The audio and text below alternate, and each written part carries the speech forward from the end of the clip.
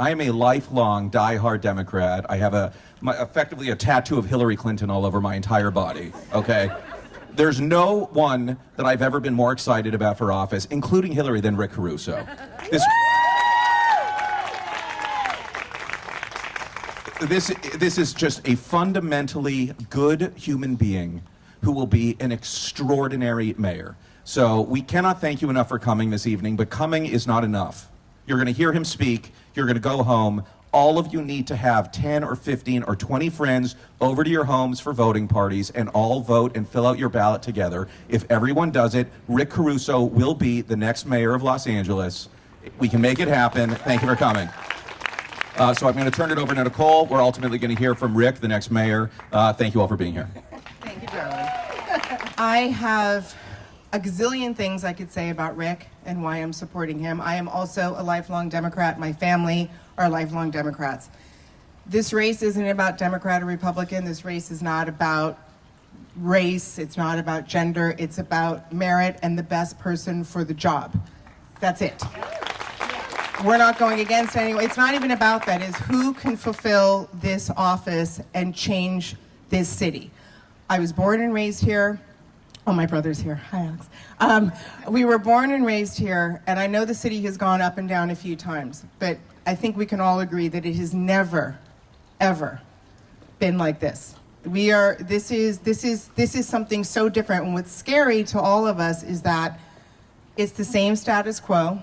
We're all getting the same answers. Sorry, nothing we can do. This woman with the small business who has somebody in front of her store who would like people, she's paying rent, she's doing the right thing. Sorry, can't help you. Can't do this. Every answer is, sorry, we can't help you. And 7 years ago, I had dinner with Rick and Tina and Ted, and I said, Rick, what is going on? And from that night, of course, he answered all the right things. He goes, we need to just enforce the laws that are already there. That's it. But no one's doing that. And it's hurting every single person. It doesn't matter which neighborhood you live in. It doesn't matter what color you are. It is affecting everyone, and not in a good way.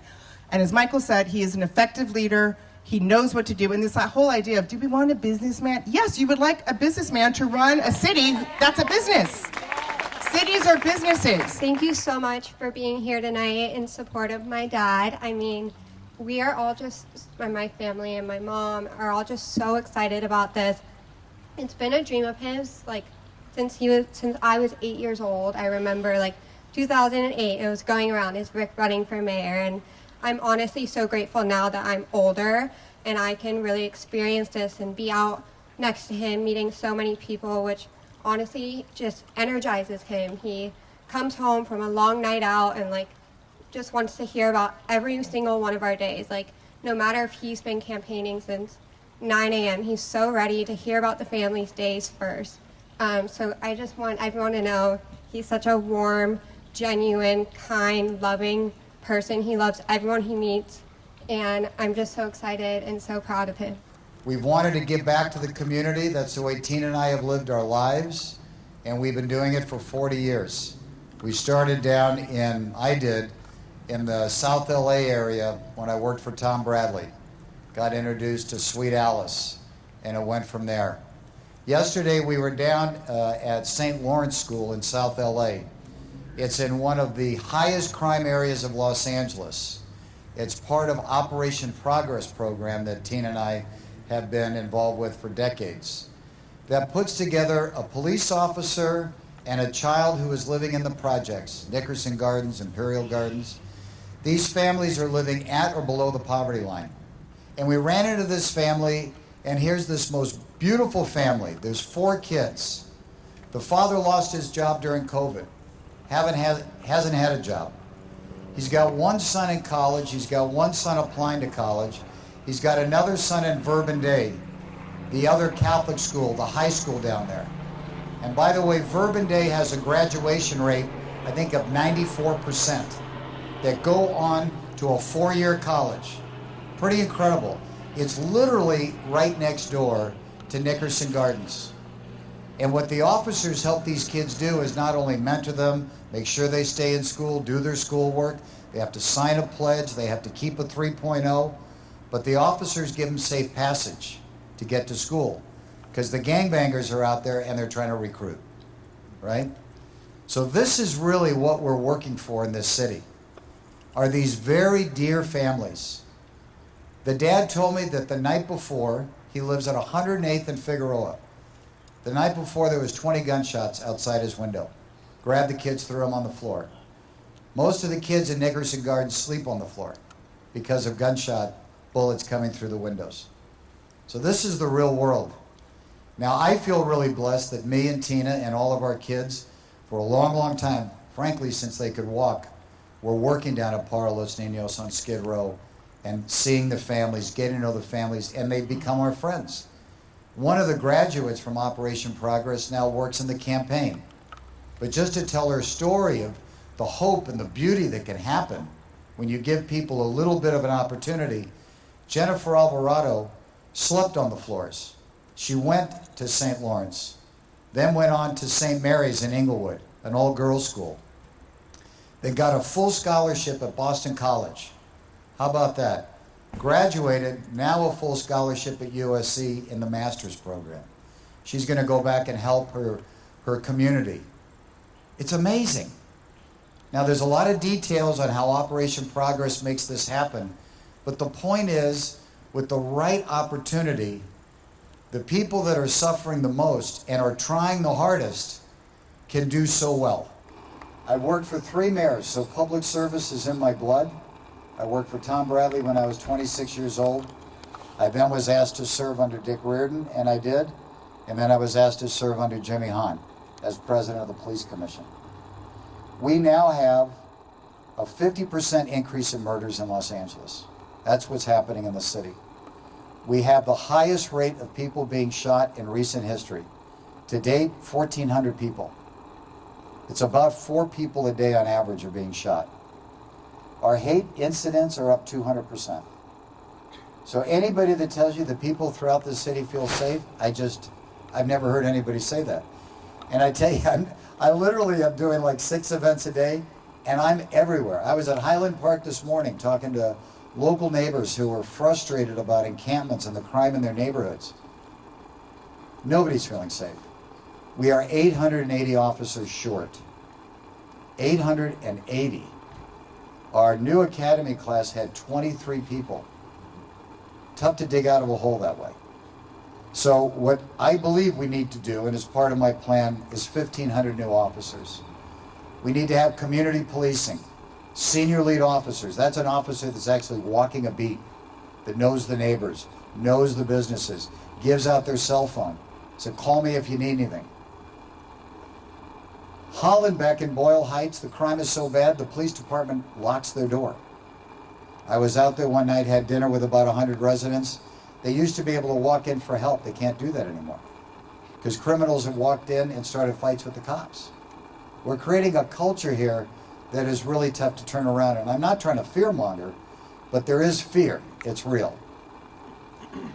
When I was asked to be the president of the police commission, I did something that was politically unpopular along with my fellow commissioners. I fired a very popular chief of police. We had a department at the time that was under a federal consent decree because it needed reforming. We completely reformed it. The courts turned it back over to civilian control where it belonged. We hired 800 officers. We dropped the crime by 30% to levels not seen since 1950. And became and awarded the most reformed police department in the country. You can have lawful cops doing what they should be doing, preventing crime and keeping people accountable, and still respect every community. And you do that when you have officers that understand the community and build trust. It takes a lot of work. Bratton did it 20 years ago. We can do it again. That's what I want to be able to do as your mayor. 13,000 women are going to go to sleep on the street. 13,000. Amy, who heads up the Downtown Women's Center, said the far majority will be assaulted.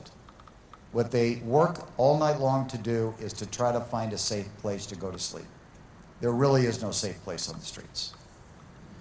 What our elected officials have allowed us to do, or allowed to happen, is just inhumane in my opinion. The latest studies showed that 80% of the people on the streets want to get off the streets. And yes, there will be some that don't. But let's start with the ones that do. What a great thing that would be. If you talk to People's Concern that has about 6 locations treating the homeless, they bring them in, just like I talked about, don't judge, build trust, and start offering services. Their success rate, 94%, do not fall back into homelessness. I'll take 94%. I'll take 90, right? But we can't keep doing what we're doing. The system is broken. And what we saw at the beginning of this week, it's corrupt. It is literally corrupt. To have a group of people in a back room carving up the city like it's their personal property, and then saying vile things about so many different groups and cultures and backgrounds. I'm a big believer, if you're part of the system, no matter how good your intentions are, it's impossible to fix at this point. There's just too much energy, it's too locked down, and I've been saying this since the beginning of my campaign, and I got criticized in the beginning about career politicians. I'm not criticizing somebody that takes a career in politics. I'm criticizing that you get so entrenched, you start serving yourself rather than serving others. When I first worked for Tom Bradley, he told me, I want you to remember 2 rules. I was 26 years old. I was eager to learn. He said, rule number 1, when you're a public servant, all you do every day is you serve the public. I said, okay, I got it. And then I said, what's rule number 2? He said, if you ever forget rule number 1, I'm going to fire you. Right? And it stuck with me my whole career. So my deal is really simple, and I get criticized for spending a lot of money on this campaign. But listen, I started out at 5%. Karen was in the 30s. It's a massively big city. Anybody who's involved in media knows what it takes to get a message out. And my son, who was interviewed, our oldest son that was interviewed yesterday, said it better than I could. My dad is investing in what he believes in, and he's earned every dollar that he's spending. And he really, truly believes he could help. Otherwise, he wouldn't be spending the money. And that's true. I don't mean it to be arrogant about it, but I believe in the greatness of the city. I believe in the diversity of the city. I believe in the strength of the city, the hope of the city. It's the land where dreams come true. My grandparents immigrated here. They landed in Boyle Heights in a modest little 3-room apartment. They raised their 3 boys. Their dream came true. My grandfather was a gardener. I was the first one to get a college education. I want that for everybody. We all do, right? I think that's what's at stake. And I am so optimistic and energized on the future of the city now more than ever. And it's going to take all of us to work together, to be creative, to be innovative, to have some fun, and just watch it take off. Just like those young kids in Nickerson Gardens, when you give them an opportunity, they fly. And we can do that for so many more people. And how great would that be? What a reward that would be for us. So yes, I'm spending a lot of money, but I tell you something, I have no allegiance to anybody other than the residents of LA every single day. I don't have to worry about the special interest PAC that's been raising money or the lobbyists that have been giving me money. Nope. If it doesn't check off the list, it's good for the residents, it's just not going to happen. I got a whole bunch of detailed plans. We got issues with affordability. We got to reduce the cost of housing. We got to welcome business into this city. It's crazy. It's overregulated. I always use Ted as an example. Look at what Ted did. He said, I'm going to build my headquarters in Los Angeles. A whole bunch of his competitors went to Culver City, right?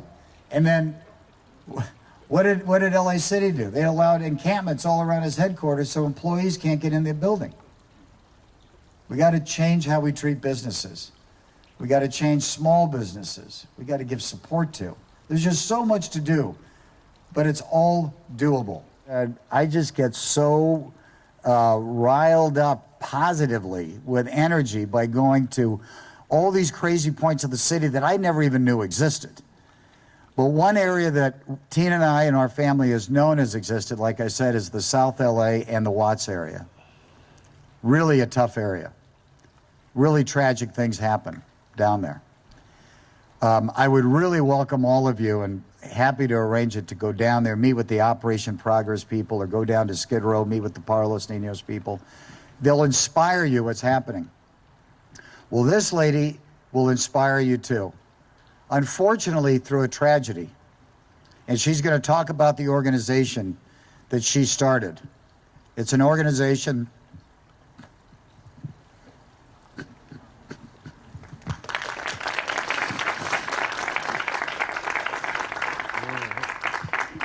I'm a crybaby. This is Luanda. And everybody, I just want to surprise Luanda. Would you wish her a happy birthday tonight?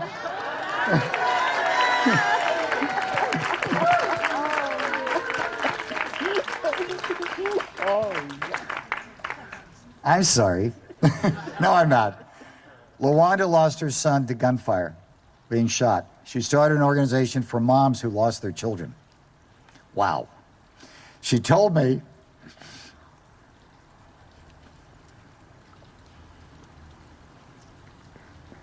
she said, it's the only club we don't want members.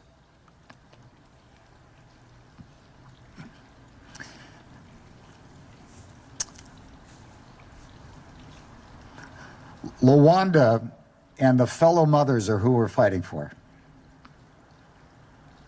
And all the kids, East LA, South LA. We were together down at South LA a few weeks ago, and there was a mom begging me, move me out of this city, please. I'm so scared for my kids. And this was a mom who was shot while she was pregnant and is paralyzed from the waist down.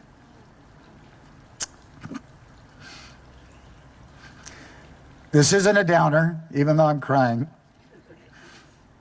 This is an opportunity for real hope and change. Real hope and change. And I don't want to be critical of my opponent. Luanda won't say this, maybe she will. But they've called on her for help for years and never showed up. And that's not right. We are all going to show up. Luanda? First and foremost, I want to thank Rick for this opportunity. Rick told you about what happened to me, but if you want to make the change, you got to vote for Rick. We got to clean up what's happening at City Hall. And the only way to do it is to bring an outsider like Rick in. He has no connection to this mess that's been going on there. What's happening in South Central, not just South Central, but throughout LA with this crime, is out of control. But if you really want to change, you got to vote for someone who can make the change. And that's Rick. You got to get behind him. And just like the speaker said from Netflix when he got up here and spoke, you got to tell 10 to 15 people. You have to do that. Yes, you have to remember to do that. So we can make the change. It's very important because this crime affects us all. Rick didn't tell you that one of the mamas that in my group a lot of them has had 2 children murdered. That's unacceptable. And they were murdered at different times, not together. This crime is affecting standing in front of their home. One's at a church and still was a victim of this crime. And like he told you about Rose, she's in a wheelchair and she's scared to death because she still lives in this community that's still dealing with this gun violence. But we thank God for Rick because he came in and has made a big difference in our lives. With education, he changes everything. That's an investment in our community. That means everything. And it's just not in elementary. He does it for high school and college. And it's just not just a couple of kids. These are hundreds of kids. And he's been doing this way before politics. This is his family. This is his life. This means the world. And for him to take a chance and say, hey, I'm going to do this for you all. I'm going to run for mayor, leave everything else behind. That means the world to me. And I need you all to get behind him. If you don't want more members to be joining my organization. Because like he said, the only way to be a member of Justice for Murdered Children is to have a loved one murdered. And we don't want any more members. We never have a membership drive. Never, ever. We don't want them. We prefer not to even be talking like this tonight, especially on my birthday night. But Rick brought me up here. But you all need to know, Rick cares about our community, not just South Central, but the whole city of LA. But he can't do it if you all don't get behind him and support him. And we need to hear everyone saying, Rick for mayor. Yeah, we cannot have the people who are running against him come in office. It got to be him. Because we're going to get the same thing, and we don't. If the same people continue to be in office, we continue to get the same end results. We need a change. I don't want no one else to be a victim of this crime. And we talk about law enforcement. We believe in law enforcement. We support law enforcement, and Rick supports law enforcement. And that's another reason to get behind him. Because he believes in law enforcement. He believes in community policing. Do you all understand what that means? That means that we are one. Law enforcement and the community operates as one. And it's just not about arresting. Sometimes you do have to make arrests. But a lot of times these are just social issues that someone just needs to be there, just to hear. Law enforcement does more than just law enforcement. Sometimes they the doctor in our community. Sometimes they the teacher, the parent. Yeah, they the food, got to provide a meal, because sometimes the money just don't last 30 days. And that's what we as a community and as the city of Los Angeles, we have to work together to put my friend in office, Rick Caruso, as mayor. There's two things I want to get off the table here, and then we'll go to questions. I'm not Donald Trump. I am no longer a Republican. I left the Republican Party, and what amazes me is that I'm getting criticized for becoming a Democrat. I don't think we should criticize that. I think we should embrace it and have a big tent and welcome people. So, and I am staunchly pro-choice. Ask my wife, ask my daughter, ask my family. And it's frustrating as can be to have this conflation between being Catholic and pro-choice. It's just not right. You know, President Biden is a Catholic. I was on the phone with Jerry Brown the other day. He was in a seminary, very much a Catholic and very much pro-choice. That's where I've always been. That's where I'll be. And what's happened is those are being used as tools to win an election when it's really unfair, because I think it's scaring people and they shouldn't be scaring people. But I just want you to know where I stand. You can ask me anything about it. Had I given money to Republican candidates? Yes, I have. Have I given majority of money, 85% to Democratic candidates? Yes, I have.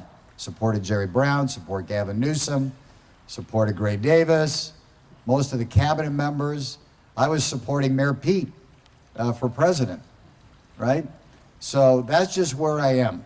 And I am socially liberal, and I'm fiscally conservative, and I always have been. Okay. But I'm happy to answer any questions. So if there's any questions, I think we've got a mic. Rick, I have been supporting you since I really found out about you from Nicole Avant. And Thank you. one of the things when I talk to other people, when I discuss Rick Caruso and why I support you, I do hear, well, maybe he is kind of like Trump, and he's given money to the Republican Party. You explained to me what happened in 2016 and how you saw Donald Trump and this real fringe right wing coming for America, and what you really did about it in 2016 when all of us were thinking that he was a joke and he couldn't win. And I just would hope that you would tell everybody what happened in 2016. That's a great idea. So if all you remember, first of all, when Donald Trump announced, I came out publicly and said he does not have the integrity or the character to be president of the United States. That's on tape. I was interviewed about it. He actually tried to do campaigning at the Grove. We told him he wasn't allowed at the Grove, and he was very upset about that. I've never given money to Donald Trump. I did serve on the White House task force during the pandemic. I viewed that as serving my country. I also served on the task force for the state of California under Gavin. But I've never worked for him, never been with him. I stay away from the guy. In 2016, if you remember, there was an opportunity with the electoral votes that we could block him, if you remember that. And it was all about California and where California was going. If there was another Republican, they could pull electoral votes away. So what I did is I gave $250,000 to John Kasich, because John Kasich at the time was felt that he was the one person that could gain enough momentum to block Trump. It failed, unfortunately, and that was the end of that. But that was the only reason I did that. It was a long shot, but to me it was worth trying. And then I left the Republican Party again. So thank you for asking that question. In the back, there's a question.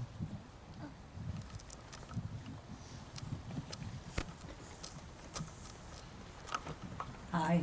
Hi. Great to meet you. Thank you very much. This is a beautiful event. Two things, a statement and then a question. I want to focus on Los Angeles. We talk about federal issues, national issues, Republican, Democrat. LA, as you mentioned, is in a crisis. And what you may think about Trump, abortion, et cetera, that has no bearing on the city of Los Angeles today. And I look back at mayors like you mentioned, Bradley and Dick Reardon, and they had a real presence. They were powerful.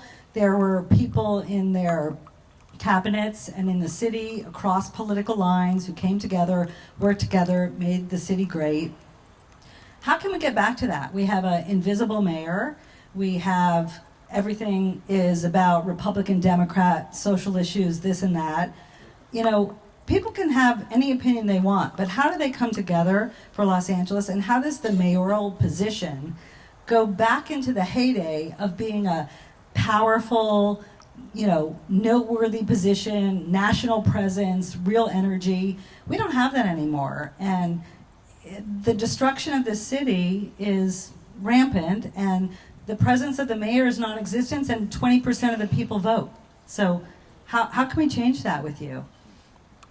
Well, I believe I can do it, obviously. It's a tall task, but it's about leadership. It's about integrity. It's about character. It's about changing a culture in City Hall that we're there to work for the people and deal with the city. I agree. There shouldn't...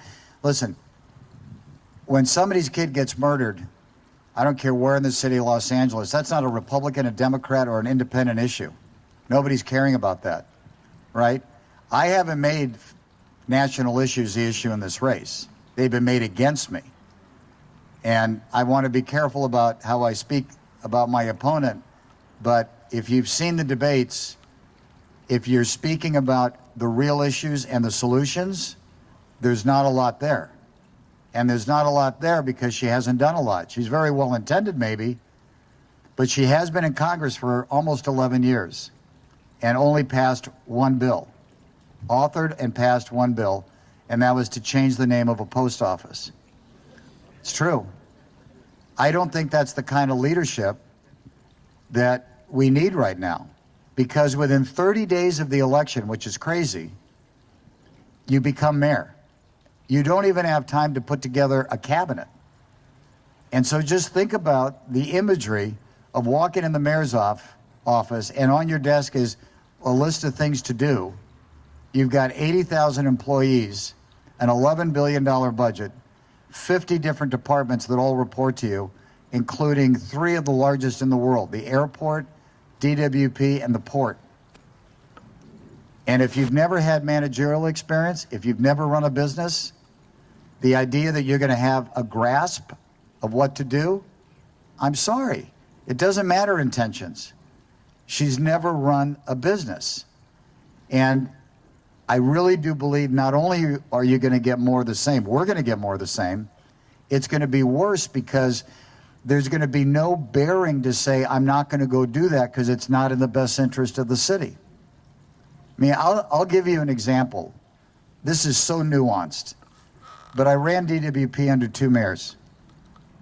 The direction that DWP is going, which is good, is more sustainability, right? We would all agree with that. More solar panels, get off the grid. Okay, who's putting solar panels on their homes? People that can afford to install solar panels. What's not being talked about is it's becoming regressive, because all of the homes where people can afford it are getting off the grid and not paying a utility bill.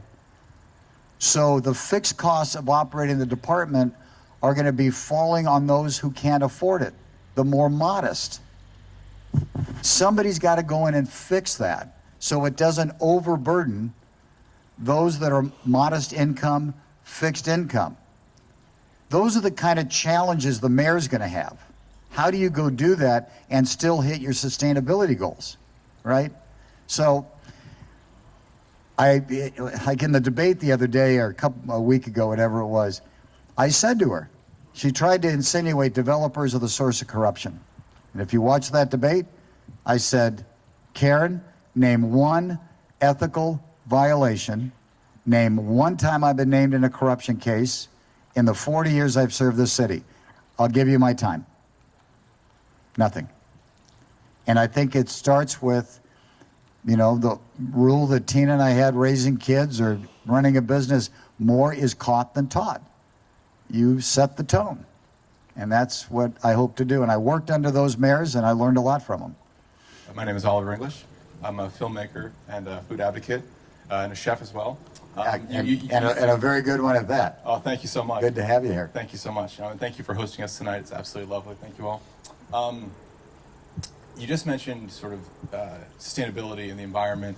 I'm curious, as we begin to deal with and continue to confront an enormous amount of environmental challenges, from heat waves to floods to droughts to issues in our food system, how can we as Los Angeles lead the nation in clean energy and sustainability in a food system that works for everybody?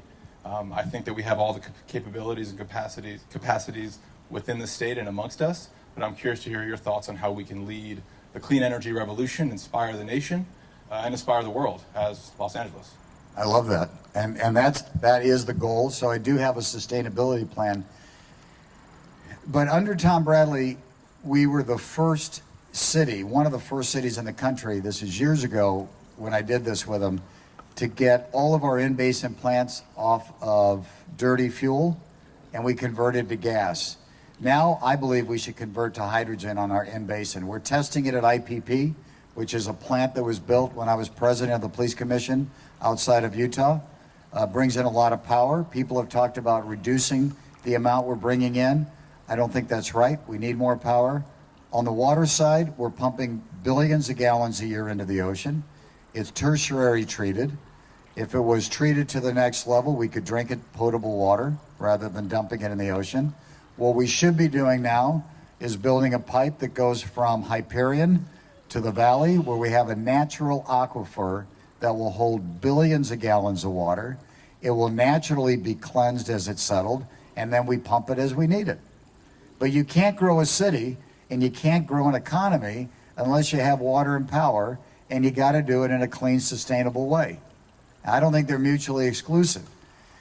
Two of my projects, the Americana at Brand, that city, a small city of Glendale, 200,000 people, we are using reclaimed water on landscaping. You can't do that in LA. It's crazy. Calabasas, really small city. Our project out there, the Commons of Calabasas, we use reclaimed water. It's crazy. We built the Palisades. I was so frustrated that the city doesn't have reclaimed water. All the landscaping water in the Palisades gets collected. It goes into a holding tank. We clean it, and we pump it to the city park, and the city park uses it. So we also need to inspire and encourage private development to get on the boat with this. We are right on top of each other. There's no daylight. But that means every vote's going to count, right? So I appreciate the question. You got to get your friends, your family, and as somebody said to me the other day in my office, we're not running against Karen, we're running against apathy, that people feel like nothing will change. And I really need you as foot soldiers and phone soldiers and tech soldiers. Thank you. Hi, Rick. Hi. My name is Georgie Smith, and I am a new American citizen. Congratulations, that's great. Thank you. And I'll be casting my first vote for you. Oh, wow, I am honored. Thank you very much. I would just like to briefly share a story with you as to why I'm here this evening. Melissa, my wife and I, we were looking at adopting, and we began volunteering in the foster care area. We ended up starting a non-profit because what we found was young people aging out of foster care were living on the floor and they couldn't sustain tenancy. We've built a really successful non-profit and we focus on foster youth. But what we found is that there is no furniture bank in the Los Angeles area. There's not even one in Southern California. Most cities throughout the world have a furniture bank. You're talking about sustainability. There is great access, which we've experienced. We've built a really successful model, and I would like to gift you our model for you to set up a home bank for all the deserving vulnerable populations. We're focusing on foster youth. We'll continue to do that. But someone can't sustain a tenancy if they do not have appliances or any furniture to build a successful future. The thing is like, what can we all do is that we have a lot and we can share it. The way that we build the homes is through volunteerism. It's like a barn raising. So to rejuvenate the enthusiasm that you clearly display for the city, I think it's a great way for the city to get involved, is to create homes for It's a great idea. Angelinos. Thank you. I love it. Thank you so much. My name is Ashley Frandy. I'm Mexican. My mom's American. I've been living in LA for about 6 years now, in the US for like 13. I live here because it feels like Mexico, but we have a production company together that focuses in creating quality content for Spanish-speaking people and Latinx. And I live here because it's like, I grew up with an American mom and a Mexican dad, so it's like a really sweet spot for me. 49% of the people in LA are Latino, have Latino backgrounds, Latino parents. So I wanted to ask you, how are you gonna represent, if you win, 49% of us that live here, that are gonna vote for you, that normally resources are less available for us, that we are more vulnerable, that women, Latino, are more vulnerable next to Black women. So I just wanted to ask, how are you gonna represent us if you get to win? The Latino population is close to 50%. It's actually, this election is an opportunity for the Latino population to really change the direction of the city, because they can with their vote, if they get out and vote. And as you know, the Latino population has typically had very low turnout in voting. And part of that is, to what you've said, is that they feel left out. They feel unheard. They don't feel listened to. And they've lost confidence in their leadership, which was even compounded a couple of days ago, right? With 4 Latino leaders in doing what they're doing. And I went into the Latino community after that, Boyle Heights, et cetera, and just hearing the disgust, and sort of, they were so ashamed, which they didn't have to be, of what was happening. But I would do it because, and this is the commitment I made when I announced my candidacy, my cabinet, my commissioners, my department heads will represent the community to the same percentages. So that means 50% of the jobs in City Hall that I appoint will be Latino based, and will be women. And you're right, Latino women are more vulnerable. A lot of their business is very vulnerable, very challenged. We need more after school programs. We need more daycare at reasonable rates, right? We need to stop regulating it so much. It's too expensive to do business here. But that's also why I got the endorsement of Avance, right? Which is one of the largest Democratic clubs in the country. That's the one that Karen Bass disrespected. Because I spent time with them going through all of my programs to support the Latino community. But I hear you. I will be there for you.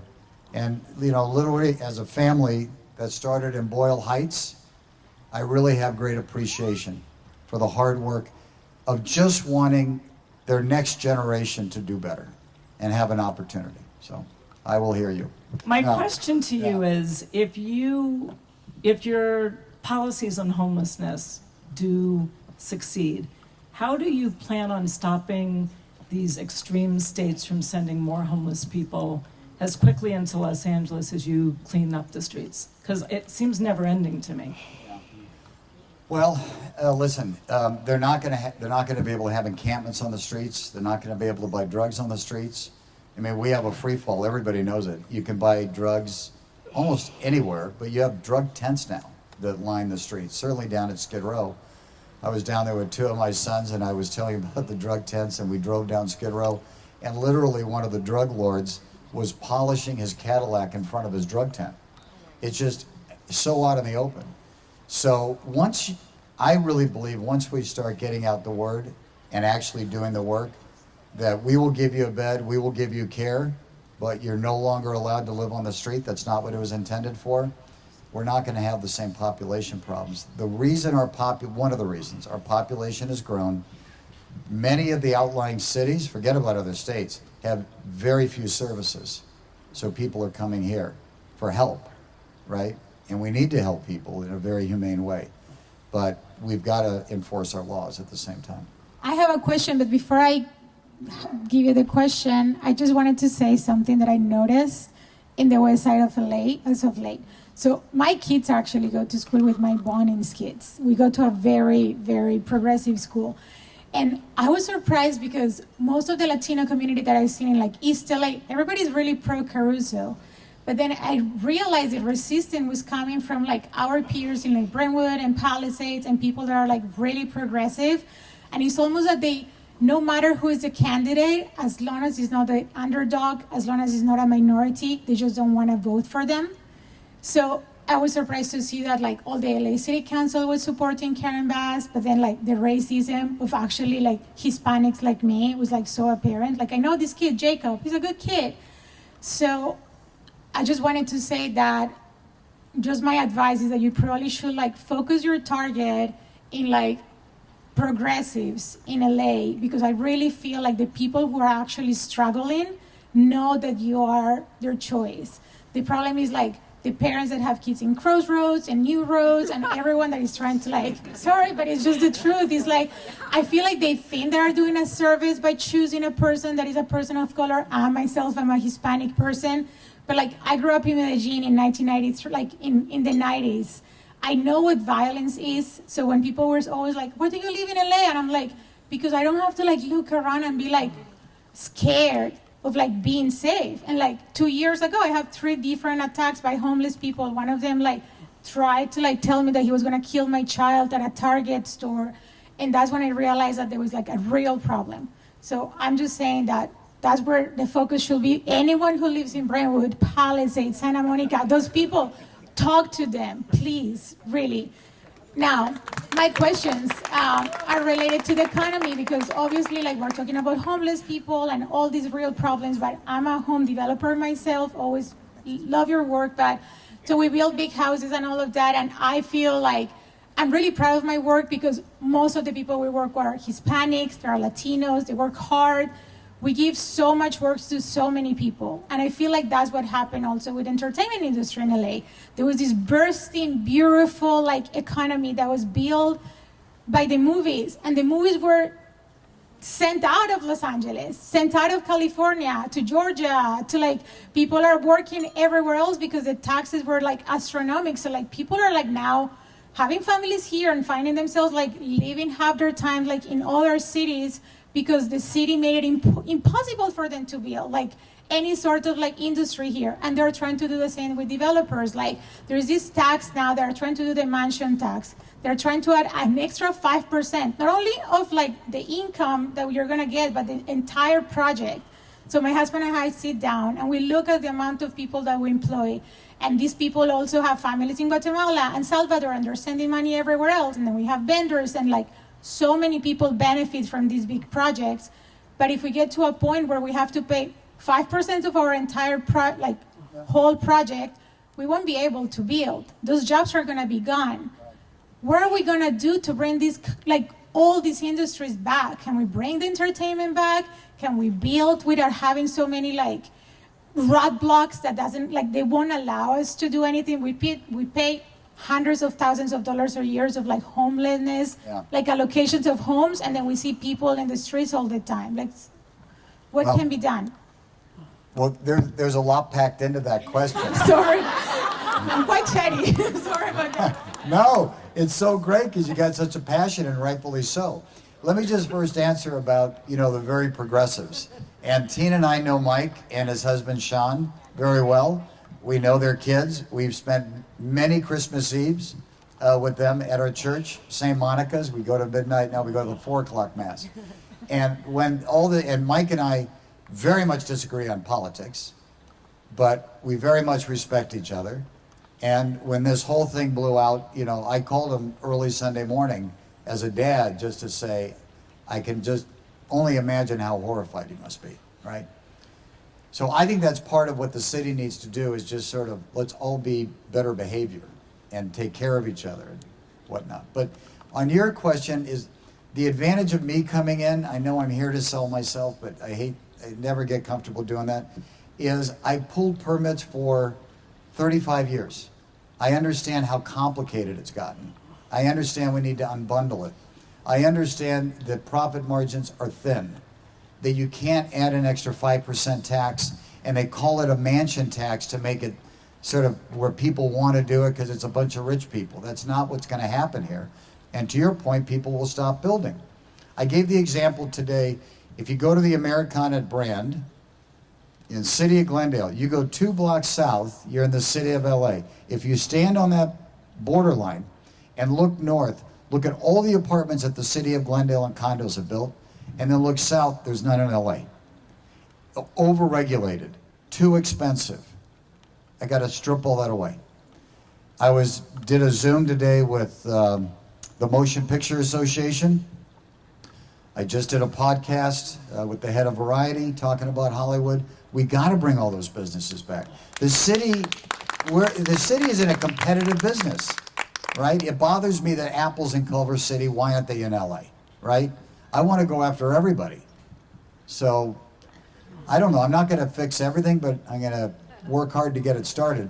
My name is Dr. Michelle Turner. I am at USC.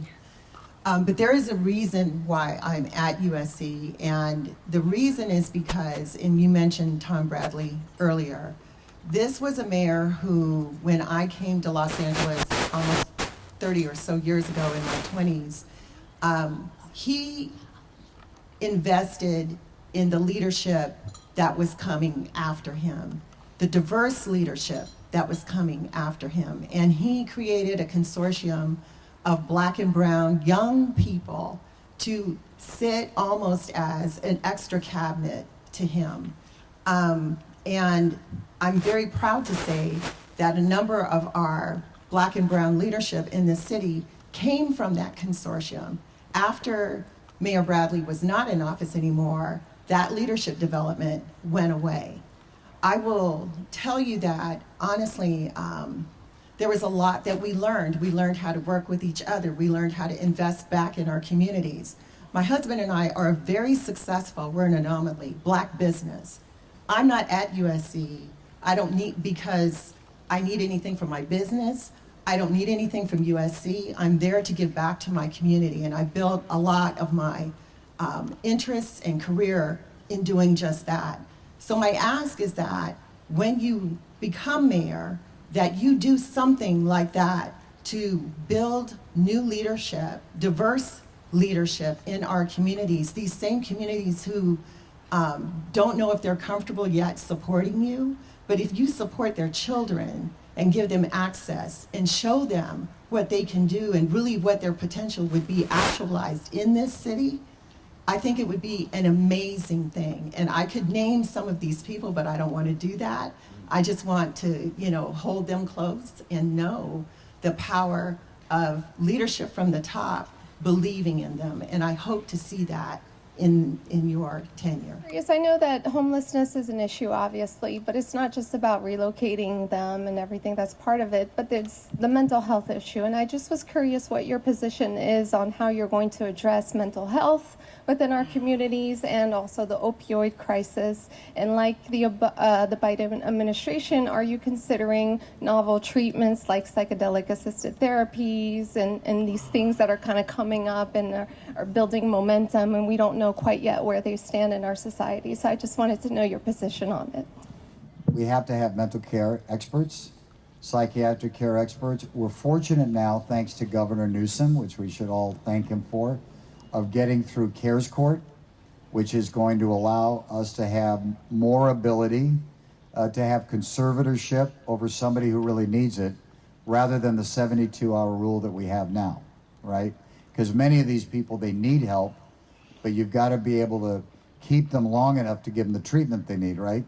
And so that's part of my plan also. So part of my plan has 500 care workers and trained workers to go out onto the streets and bring people in, help bring people in. But you've got to have them in beds, in rooms, in apartments. What I don't believe in, to make it very clear, is what part of what Karen's, I mean, first of all, she's got half the plan that I have. I mean, even the LA Times said Rick's gone big and bold and Karen's is unambitious. You have to build enough to get everybody off the street, and you can't continue to give services on the street endlessly. It's about $35,000 a person on the street, $10,000 in a bed, and that's the only way you're going to start getting people well and on a path forward. So on the psychedelics, I've read things about them. You know, there's mixed reviews. A lot of it I'm not sure about. I don't know enough about it. I would defer to the experts on that. I'm certainly not an expert in psychiatric care, but I'm a big believer we have to give people a path forward. Yeah. By the way, just so you know, and don't let anybody, I'll end with this. We're spending $1 billion a year of your money, your taxpayers' money, every year on homelessness. And the problem just becomes worse. We got to redirect how we're spending that money. Thank you very much, everybody.